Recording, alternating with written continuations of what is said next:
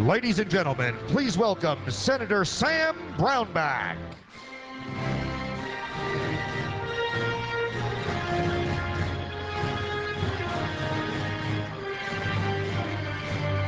Morning.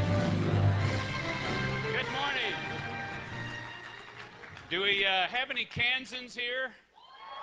There we go. Good. David Koch, the head of this, and in particular. Thank you for what you guys are doing. Thank you for bringing a message of prosperity, a positive, hopeful message for how we grow. And I am delighted that you're here. I'm delighted as a Kansan to be here. And I was really happy last week when we beat the University of Texas in football, too. I really love beating Texans in football. But I love more beating New York senators in politics. I've got something to show you here.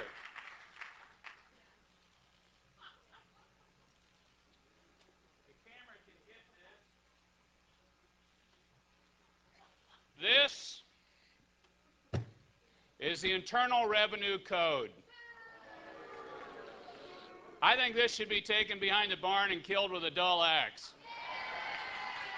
This is the code and the regulations with it. Stack's about 3 feet tall. This is the code and regulations with it. And the reason I want to point this out is this is harming our prosperity. We need to get to a different system. We need to go to something that's different. And I've got a proposal on this. It's called the Stephen Moore Optional Flat Tax. Stephen's going to be up here in a little bit. Stephen, surely we get a round of applause for Stephen on that.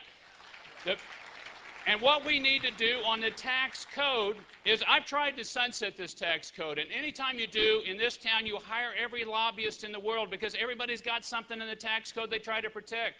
The real estate industry wants to protect the home mortgage. The charitable industry or the universities want to protect the charitable deduction. Everybody wants to protect everything. Fine, leave the code in place and create an optional flat tax between 15 to 20%.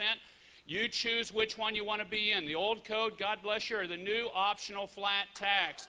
This will create growth and opportunity.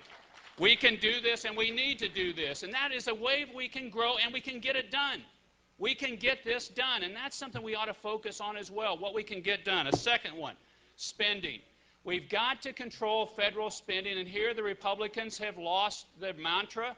They've lost their way on controlling federal spending. But I think we've got to change the system again. Like changing the system on the tax code, this system is built to spend. I've represented Kansas for over 12 years. I have not had a single person ever come into my office and say, we're getting too much federal money, would you please cut it? I get all sorts of people coming to my office and saying, now, you know, I'm a conservative, but we need this subsidy, we need this hospital, we need this bridge, or you get that all the time. The system is built to spend.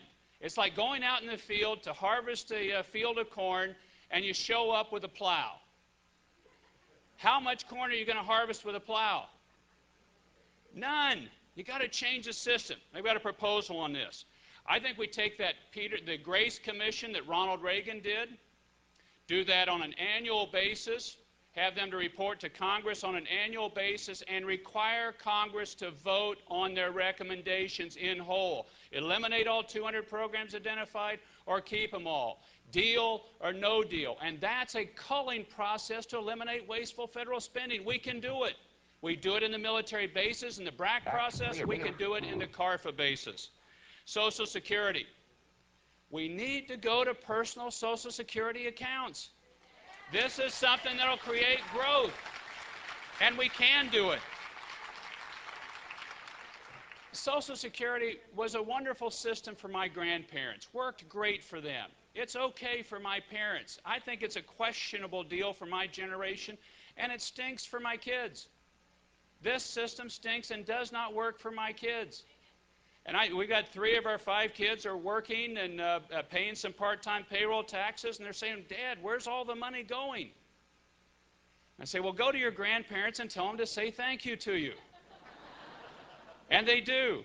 But it's not a very satisfying answer. I say let's take 5 points of that and let people establish personal Social Security accounts on an optional basis, their option, Whether they choose to do it or they don't, that will create growth in a smaller federal government, and it'll work for my kids. It'll work for your children. It will grow the economy because the money is in the economy, churning and creating investment and opportunities instead of in the government hands. And the government can't spend it. It's not the government's money. It's your money. And you can spend it and save it. And you'll get a lot better rate of return than the federal government. Yeah, certainly that. Let me conclude on this one point. And that's simply this, and I appreciate the name of your group, Americans for Prosperity. One of the things that Ronald Reagan taught us was to always look up and hopeful and not down and dour and saying, well, I'm mad about this or I'm mad about that. So he was always about, this is a shining city on a hill. And think about what the tax rates were under Ronald Reagan versus what they are now. I mean, he had some reason to be dour and say, look at these enormous tax rates, and we've got to get them down more, and with things like an optional flat tax. But the key to the party and to growth is to be always looking forward and looking up and hopeful and believing in American exceptionalism, that this is a special place with a special mission. And when we are good, we will be great. And if we lose our fundamental goodness, we will lose our greatness. And we've got to get our systems right to grow. And one of the keys is prosperity. And to that, we've got to control our spending, get a better tax code, make Social Security work for the next generation. And with that hopeful message, we can win. Help me to get that done and that message on forward. God bless you all for what you guys are doing and being a part of this enormous task and important task. Thank you very much.